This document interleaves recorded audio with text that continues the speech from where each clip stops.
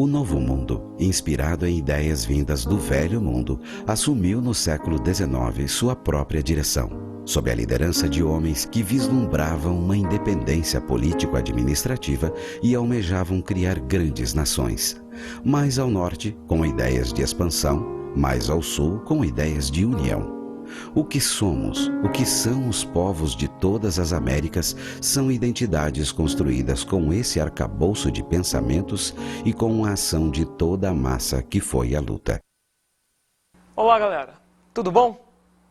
Gostaram da pequena introdução, da demonstração das imagens dos Estados Unidos e da América Latina?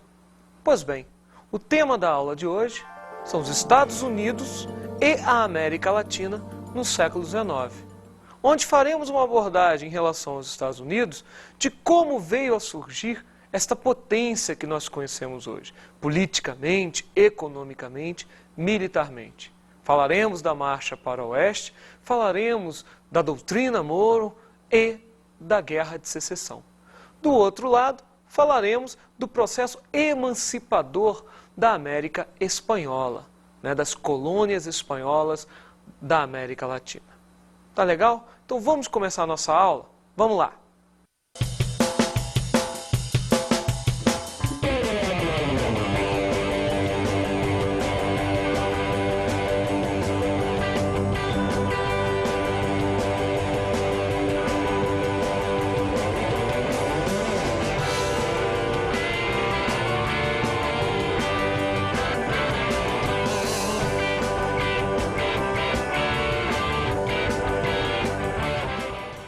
Para começarmos a aula de hoje, vamos abordar os Estados Unidos no século XIX. Mas, para entender melhor o processo, vamos voltar um pouquinho. Vamos voltar no século XVIII, no dia 4 de julho do ano de 1776.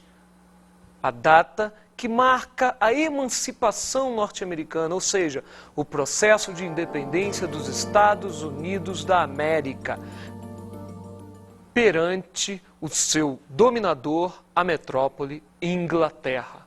Este episódio é conhecido como a Primeira Guerra de Independência dos Estados Unidos. Daqui a pouco a gente vai ver a Segunda Guerra de Independência.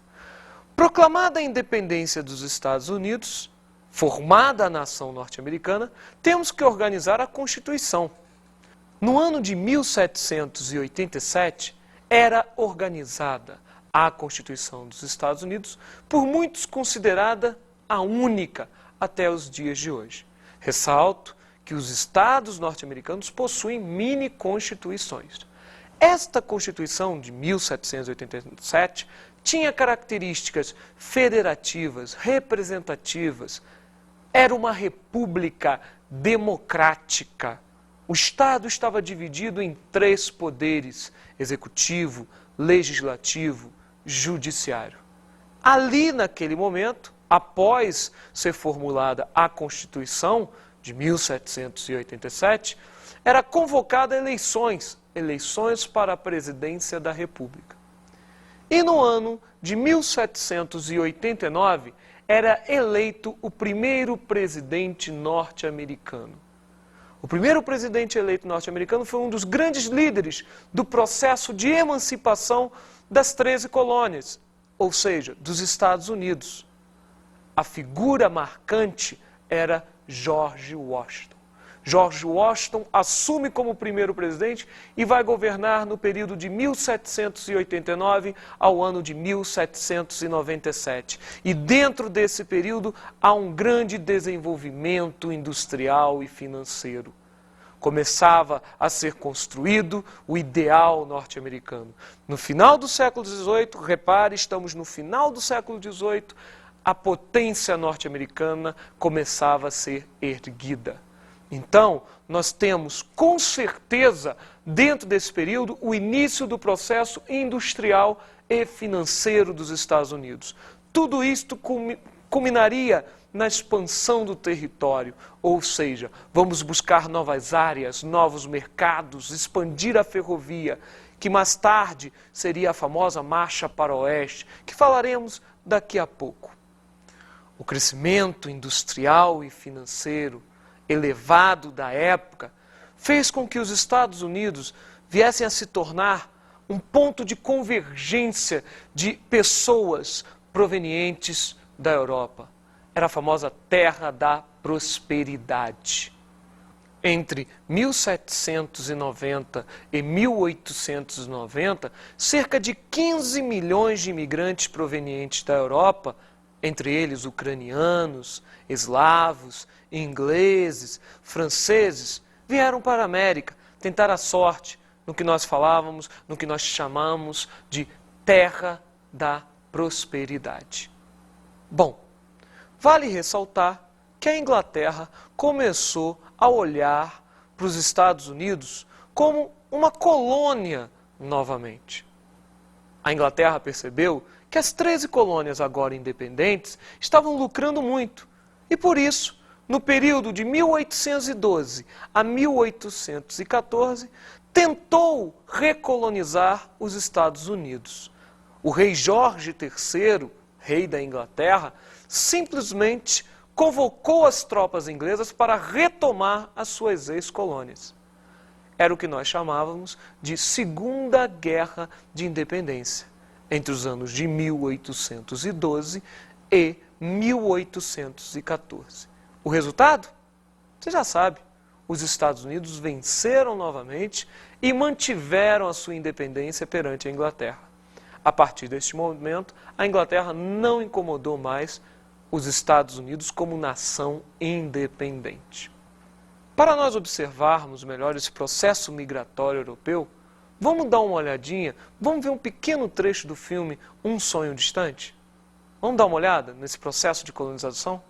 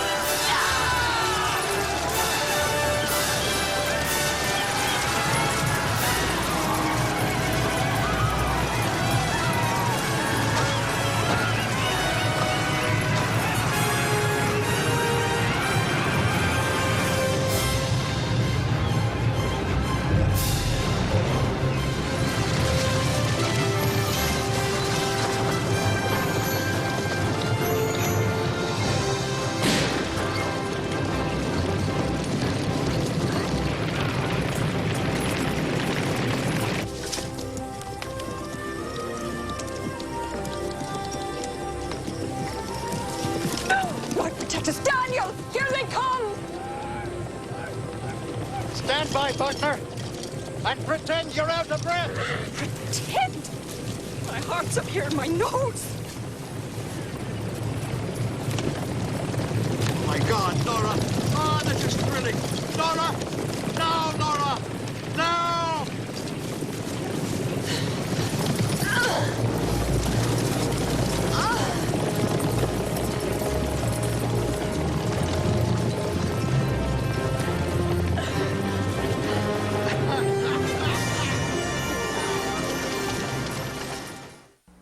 Outro ponto interessante no início do século XIX, para ser mais exato, no ano de 1823, foi a chamada Doutrina Monroe. A Doutrina Monroe, que vai ser um fator muito importante para a expansão econômica dos Estados Unidos e, ao mesmo tempo, para auxiliar o processo de independência da América Latina. Assunto este que daqui a pouco nós veremos.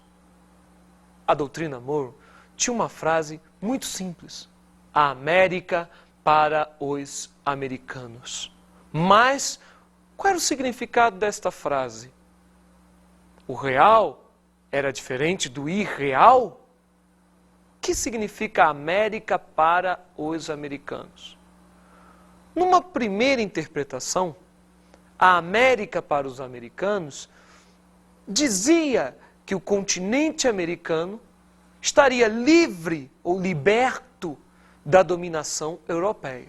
A América era para os americanos, independente da dominação europeia. Mas o sentido real da palavra não era bem este. A América para os americanos dizia a América, sim, para os americanos do norte, ou seja, fazer com que todo o continente americano, América do Sul, América Central, vulgo América Latina, fosse mercado consumidor dos produtos manufaturados dos Estados Unidos e mercado fornecedor de matéria-prima para os Estados Unidos. É o que nós chamamos de o quintal norte-americano. Parece um pouco com os dias de hoje. Pensa nisso. Bom, além da doutrina Monroe, nós tivemos a famosa Marcha para o Oeste. Vamos marchar em direção ao Pacífico, conquistar novas terras. Este é o marco do momento. A Marcha para o Oeste, lembra os filmes de faroeste? Onde o cavaleiro, a cavalaria em si, combatia os índios, os malvados? Está errado, né? Não é bem assim. A cavalaria, os homens brancos, invadiram as terras dos índios. São duas características marcantes da Marcha para o Oeste. O extermínio de várias tribos indígenas e a descoberta de novas riquezas, como, por exemplo, o ouro da Califórnia. O objetivo principal da Marcha para o Oeste é expandir o comércio, expandir o mercado, expandir as ferrovias, chegar ao Pacífico. E o objetivo maior, fazer com que o produto norte-americano no Pacífico chegasse ao Oriente, chegasse a um preço viável comercialmente, para competir e ganhar do produto oriental. Nessa Marcha para o Oeste, algumas conquistas se destacam, como, por exemplo, no ano de 1800, a compra da Louisiana, pertencente à França. No ano de 1819, a Flórida era comprada da Espanha. Bom, com isso você já tem 2 territórios conquistados, mas o que marca mesmo é o ano de 1849, quando os Estados Unidos entram numa guerra contra o México. E nesta guerra contra o México, os Estados Unidos saíram como vencedores, e foi feito um tratado, chamado Tratado Guadalupe Hidalgo. Entenda o seguinte, o país, a nação que mais território veio a perder para os Estados Unidos foi o México. Tanto é que na década de 30 do século XX, um dos presidentes mexicanos, Lázaro Cárdenas, soltou uma frase da época que serve para o século XIX. A frase era a seguinte: pobre do México, tão longe de Deus e tão perto dos Estados Unidos. Frase bem forte para o período da década de 30 do século XX, como para esse momento, no meados do século XIX. O México perdia mais de 2 milhões de quilômetros quadrados de território para os Estados Unidos. Esse território abrange Texas, Califórnia, Novo México, Arizona, Utah e Nevada. O conflito do México fez com que os Estados Unidos, finalmente, com a conquista dos territórios citados, chegasse no Pacífico, o objetivo final dele. Bom, mas o interessante é que no ano de 1867, os Estados Unidos compraria o Alasca, o território do Alasca, da Rússia, abrindo mais o leque de territórios dominados pelos Estados Unidos. Os Estados Unidos é um país de sorte, né? Mal conquistou o território a oeste, a famosa Marcha para o Oeste, conquistou o território da Califórnia, Los Angeles, São Francisco, veio a descobrir o ouro, fonte de riqueza para o crescimento industrial daquela região e de todos os Estados Unidos, principalmente o crescimento da ferrovia. E o outro fator, a questão dos índios. Com essa marcha para o oeste, passada em filmes, desenhos animados, as famosas caravanas indo em direção, né, ao oeste, passavam por tribos indígenas. E o índio era a grande vítima desse acontecimento. O índio foi massacrado. O Estado norte-americano veio a criar reservas indígenas, na qual o índio foi inserido na mesma. Porém, com o crescimento econômico e o crescimento das cidades, o que aconteceu? O Estado veio a extinguir muitas dessas reservas, com o objetivo, é óbvio, de expandir o sistema capitalista. Um outro fator interessante dentro dessa lógica da expansão para o oeste era uma frase bem simples: jovem, vá para o oeste, faça lá sua riqueza, promova o crescimento do seu país, dos Estados Unidos da América. Traduzindo, era o chamado Destino Manifesto, que o nome já diz tudo. Manifesto de destino. Repare só no texto principal, no trechinho principal, os norte-americanos foram escolhidos pelo destino para dominarem a América. Um outro grande momento dos Estados Unidos no século XIX foi a Guerra de Secessão, a Guerra de Separação, entre os anos de 1861 e 1865. A Guerra de Secessão vai demonstrar para a gente uma rivalidade existente entre os nortistas e os sulistas, principalmente associado ao grande crescimento econômico e industrial dos nortistas em relação aos sulistas, que eram agrários. Era criada essa rivalidade, nortistas, sulistas, industrializados, agrários. Os nortistas, origem burguesa, famoso partido republicano na época. Os sulistas, a aristocracia rural, né? Famosos democratas na época. Então começava aquela velha rivalidade entre republicanos e democratas, nortistas e sulistas. Vale aqui ressaltar que esta rivalidade entre nortistas e sulistas teria um ponto fulminante nas eleições presidenciais. A questão da eleição presidencial estava diretamente associada à questão escravista. Por quê? Uma coisa bem simples. Abraham Lincoln, candidato nortista, era favorável à abolição da escravidão.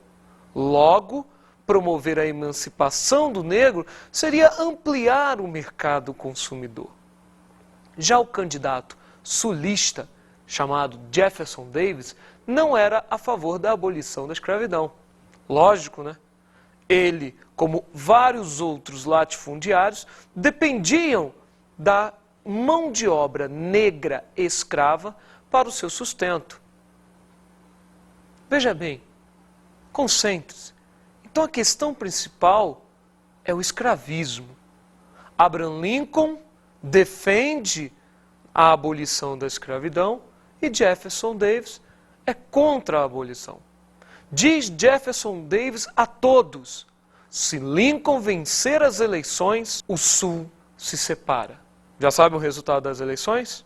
Abraham Lincoln venceu as eleições e Jefferson Davis declarou a separação do Sul. Dava-se início ao conflito chamado de Guerra Civil Norte-Americana, ou nada mais nada menos que a Guerra de Secessão. Esta guerra dá início ao palco de conflito entre os confederados, sulistas, e a União, os nortistas. Só que tem um detalhe aí. Os nortistas são muito mais poderosos que os sulistas, industrialmente falando, militarmente falando. É uma guerra desleal. Entre o ano de 1861 e o ano de 1865, os nortistas vão ganhando espaço em relação aos sulistas em várias batalhas, como, por exemplo, a Batalha de Yorktown. com a vitória dos nortistas em várias batalhas e a perda territorial dos sulistas, o desfecho desse conflito é único. A vitória, a supremacia dos nortistas sobre os sulistas. Entenda uma coisa, Lincoln está na presidência, eleito, liderando os nortistas contra os sulistas de Jefferson Davis. Então o que nós temos aqui realmente é uma guerra entre o norte industrializado e o sul agrário. Com a vitória do norte, Lincoln, já em 1865, promove a determinação de duas novas emendas constitucionais. A primeira e a mais famosa de todas, que nós temos que dar ênfase, é a emenda de número 13, que promove a abolição da escravidão. O negro, a partir daquele momento, estaria livre.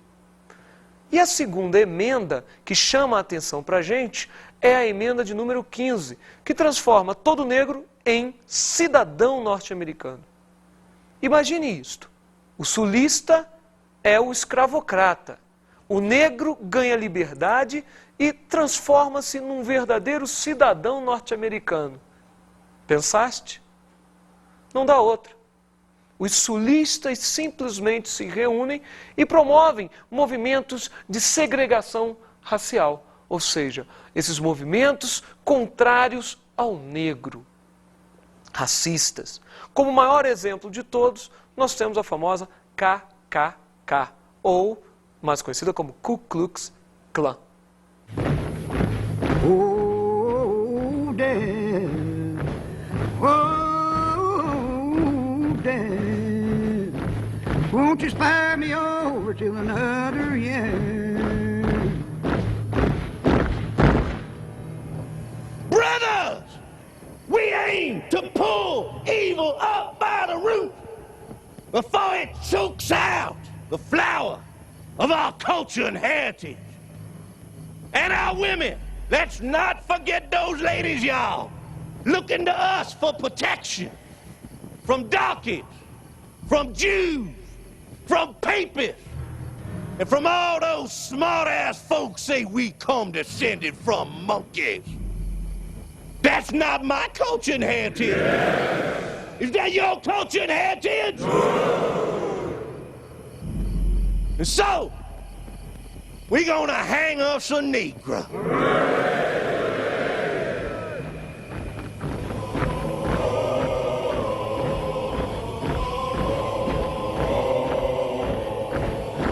I ain't never harmed nobody.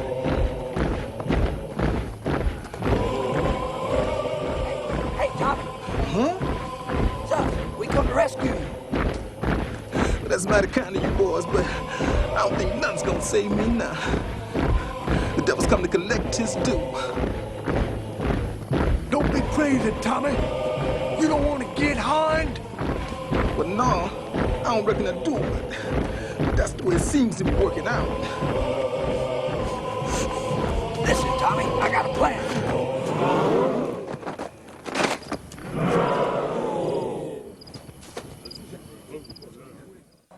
Bom, vocês perceberam como é tratado satiricamente no filme E Aí, Meu Irmão, Cadê Você?, o evento promovido pela Ku Klux Klan?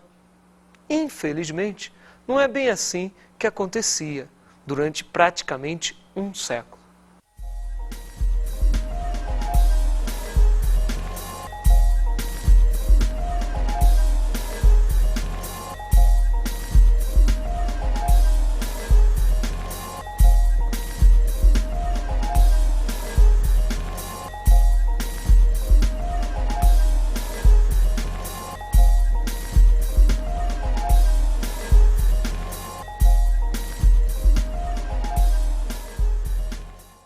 Vamos para a nossa segunda parte da aula? A segunda parte da aula vai retratar a América Latina no século XIX. E as características que vão levar ao processo de independência da América Latina são bem simples. Primeiro, o pensamento iluminista, o pensamento liberal do século XVIII e seus pensadores como Montesquieu, Voltaire, Rousseau, Diderot, d'Alembert, esse pensamento iluminista que está chegando em toda a América, fortalecendo o ideal liberal. É óbvio que nós não podemos nos esquecer, além do pensamento iluminista, das revoluções que ali ocorreram, como, por exemplo, o ideal de igualdade, liberdade e fraternidade da Revolução Francesa. O ideal da Revolução Francesa associado ao pensamento iluminista acarreta, ou melhor dizendo, acarretou o processo de independência da América Espanhola. Entenda também outro ponto. Um terceiro ponto interessante era a Revolução Industrial, que com o processo de industrialização ocorrido na Europa em meados do século XVIII, leva a nós, ou melhor, leva aos países europeus, para ser mais exato, em primeiro ponto, a Inglaterra, a procurar novos mercados consumidores e novos mercados fornecedores de matéria-prima. Já adivinharam qual é o mercado? A América era um mercado crescente, propício, e nada melhor do que apoiar esse processo de independência para conquistar todo esse mercado. Outro ideal muito interessante que promoveu a independência da América Latina foi a independência dos Estados Unidos, também conhecida como a Revolução Americana. E o ideal americano de liberdade impulsiona todo o processo latino-americano. Outro fator interessante é a intervenção napoleônica na Espanha, que vai fazer com que a fiscalização metropolitana espanhola diminua. Então, as guerras napoleônicas, os conflitos napoleônicos também foram fatores para o processo de independência latino-americano. Ressalto que a classe que vai estar liderando esse processo era a dos espanhóis nascidos na América, os famosos crioulos. Os crioulos, estes sim, entre comerciantes, latifundiários, lideraram o processo de independência latino-americano. Bom, como precursores do processo de independência da América Espanhola, nós tivemos a figura de Tupac Amaru na região do Peru, Francisco Miranda na região da Venezuela e principalmente a união de José San Martín e Simón Bolívar. Lembre-se desse nome, Simón Bolívar, praticamente com seus ideais espalhados por toda a América Espanhola. Ressalto Simón Bolívar na Carta da Jamaica. Carta da Jamaica essa que idealizava a América Unida, um só povo, a América Unida forte, uma só nação, o que nós chamamos de bolivarismo. Só que a ideia de Bolívar não deu certo, devido a dois fatores. O primeiro fator, ligado à doutrina Monroe, a América para os americanos. E o segundo fator, a ação dos caudilhos, grandes proprietários rurais na região da América Espanhola. Vamos fazer o seguinte? Vamos escutar rapidamente um pequeno trecho da Carta da Jamaica de Simón Bolívar. Vamos ouvir. Eu desejo, mais do que qualquer outro, ver formar-se na América Latina a maior nação do mundo, menos por sua extensão e riquezas do que pela liberdade e glória. Trecho da Carta da Jamaica, Simón Bolívar.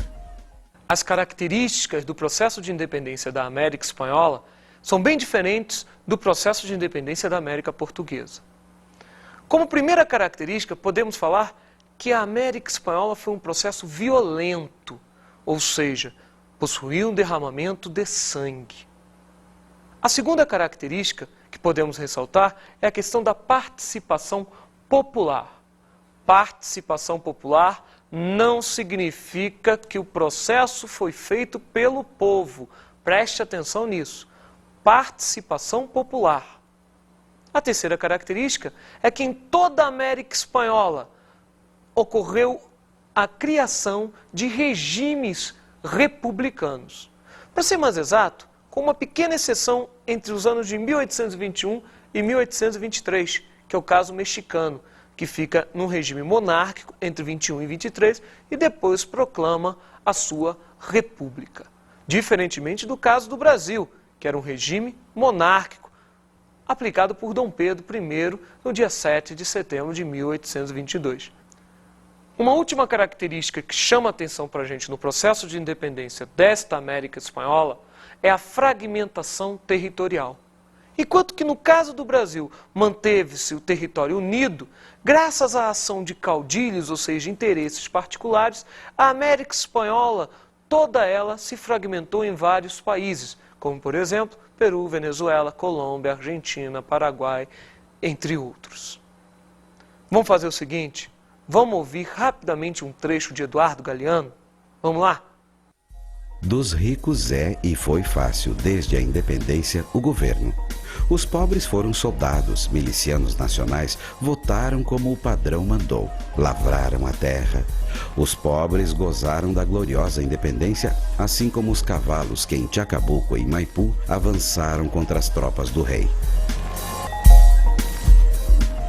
Trecho de As Caras e as Máscaras, Eduardo Galeano.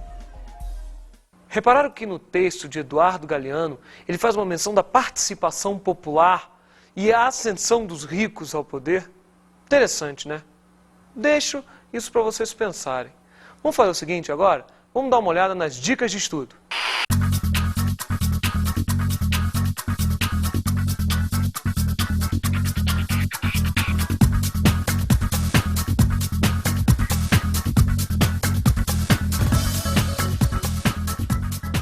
Bom, a dica de estudo hoje é bem simples.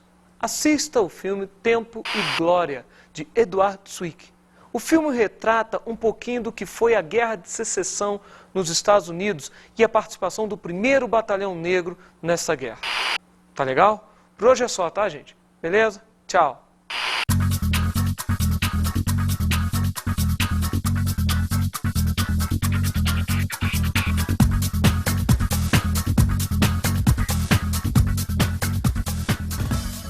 Na aula de hoje estudamos os Estados Unidos e a América Latina no século XIX. Falamos sobre a independência e a Constituição norte-americana. O processo de independência dos Estados Unidos se deu em 4 de julho de 1776 e a Constituição foi formulada no ano de 1787. Bastante democrática, por sinal. E vimos o processo de independência na América Latina. O processo de independência da América Latina deu-se graças ao pensamento iluminista, aos ideais da Revolução Francesa, Revolução Industrial, Revolução Americana e os conflitos napoleônicos.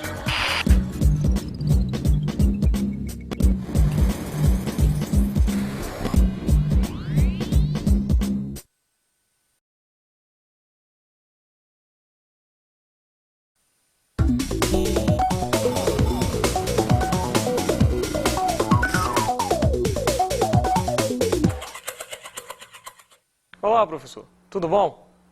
A nossa dica de hoje, ela se divide em 2 partes. A primeira, referente à questão dos Estados Unidos. Dê uma ênfase na doutrina Monroe, no significado da frase América para os americanos, na questão da marcha para o oeste e na Guerra de Secessão. Já a segunda parte é a respeito da América Latina. Dê uma ênfase na formação dos países latino-americanos e do ideal de Simão Bolívar. É só isso por hoje, gente. Até mais.